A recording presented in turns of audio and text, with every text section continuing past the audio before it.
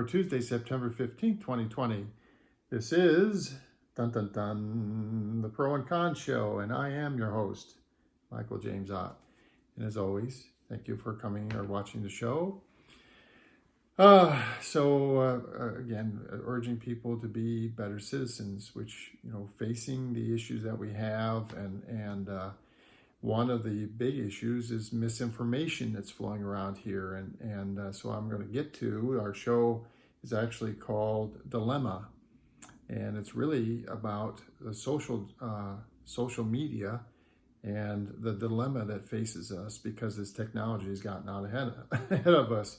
As humans, we're behind our own curve of what we've thrown out there, and we're suffering consequences. We've done this before with other technologies as well. For example, we discovered radium. You could, it would glow in the dark. So there was a period of time where, this is great. We're going to have watches, watch faces, clock faces, and stuff like that, and we'll have the workers paint various places on the dial with this radium, and then it'll be visible night and day, except radioactive, which we came to understand, and many people suffered bad, cancers and death actually from, so a lot of disfigurement and death from, innocently enough, at the beginning, certainly, we'll just use this fancy new material and we'll make these clock faces that people want. Well, now fast forward, whatever it is, 40 or 50 years, and we now have social media like Twitter and Facebook and Instagram and on and on and on. And what is happening is that these things, the social media, is we allowed, we did it. We thought, this is going to be great. For example, Facebook. Okay, let's just talk about Facebook. So at the beginning, in the beginning, you'd go on there and people were, excuse me, they would just, it was my birthday today, and here's pictures of the family at, cutting the cake, and we had a great time, and all that kind of stuff, right? Seems innocent enough, and in fact, in the early days, it was innocent enough. But then, step by step, the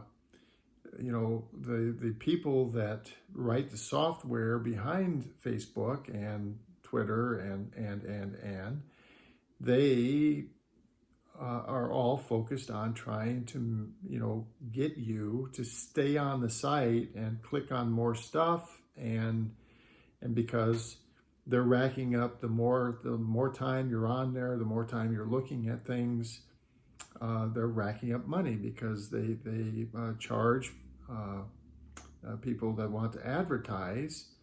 They're charging for access to your time on the screen. And then, what that does, though, unfortunately, and before I forget, let me go ahead and show you this, because there is, so I'm not going to do it justice. I am not doing this justice, but you can do it justice by going on Netflix.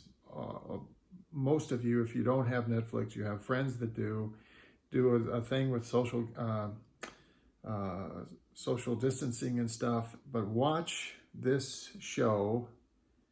It's a 90-minute documentary, and admittedly, as my mother pointed out to me, the first 10 or 15 minutes are a little slow, but it is a mind-blowing, eye-opening expose on social media, and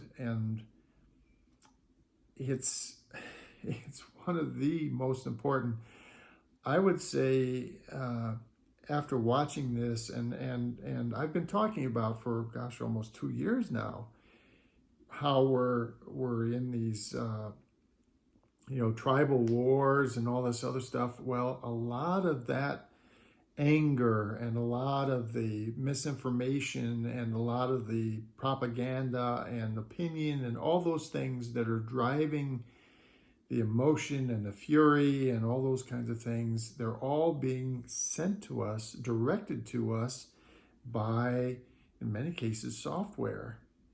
Software that, innocently enough, is just trying to give us things that we like.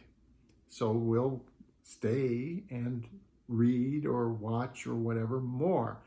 And it seems like it's innocent enough, except the ramifications of giving a person, let's say that there's a person that feels, they have the sort of personality where they're kind of, that lends themselves to believing in conspiracies. Well, then if they go on and they're reading whatever on whatever websites, or this is everywhere within the internet, all of these places are doing the same thing. So then what happens is, if you start reading, let's say that you decide that you're going to read about JFK's assassination and conspiracy theories around that, well, what happens is the software, the machines, recognize that you're interested in conspiracy kind of stuff, and they will start sending you more. And, for some of us, that's kind of okay, because we were actually just interested in the JFK thing, and we just ignore the other stuff. But and again, we all have different personalities, right? So there are people that have these personalities that we're like, oh, they're getting more. And what it does is it feeds their, I don't even know the psychological terms for it, but it feeds this whole mistrust, and it gets people to the point where they don't trust anything, and everything's a conspiracy, and so on.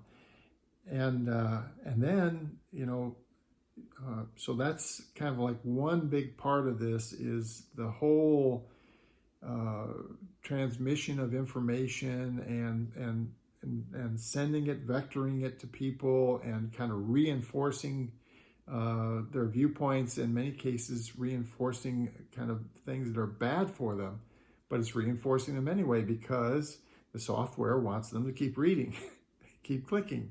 Okay, so that's one part. Then you imagine that there's, and it's not imaginary actually, that you take some entity that wants to inflict inject some chaos and stuff into our system, and they start looking at this and they start making these stories up and injecting them into that system, and then the system takes over. So all they have to do is kind of generate these stories, and then the software itself will be the messenger for them. It will take it to its intended end users, and so and the big one in this that they talk about is this Pizzagate thing, where supposedly Democrats and then specifically Hillary Clinton were running these child pornography things and slavery things and all kinds of stuff out of the basement of this pizza parlor, which didn't even have a basement. But yet the story was there, and ultimately this guy went there.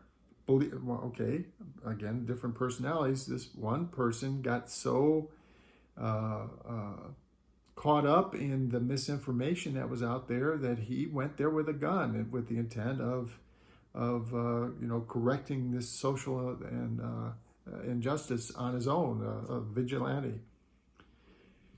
So you've got this thing where it's sending you information, and then you've got this, people are enemies of the United States, basically enemies of you and I, and don't like the freedom, don't like the fact that the world, till fairly recently, really trusted us and all that. They have their agenda, and so they inject information into the system. And then the other really bad aspect of this is the whole thing acting on people that have concerns over self-worth and how they view themselves. And this is the young people. Okay, so when when you were a child, I'm sure, and it's true for me, you go through this phase, whatever, 10, 11, 12, 13, 14, 15 years old, 16 years old. There's a period of years where you're very susceptible to peers and peer opinion and so on. As peer pressure was what it was called in my day. But now just think of this, there's billions of users and all this stuff that you can see, and so it talks about how so many kids are kind of getting wound up in their self-worth, if you will, and it's caused the rates of depression and suicide to skyrocket. And it's all the software. And so the show, please, please, please watch it. The Social Dilemma. Please watch it. And then tell your neighbors, tell your friends, tell your family members, tell your coworkers. Everyone in the United States of America should watch The Social Dilemma. Everyone. Every man, woman, and child should watch this show. So please watch it. There's a massive problem that we have. What the answer is, well, again, complex issue. We need to talk about it for an extended period to truly understand just the magnitude of it and the pro and the con, the good and the bad, the for and against, and then start talking about how we're going to fix it. But do it for yourselves, do it for your families, your neighbors, your friends. The Social Dilemma on Netflix. 90 minutes that will change your life in a good way for the rest of your life. For the Pro and Con Show, my name is Michael James Ott, and until the next show, bye for now.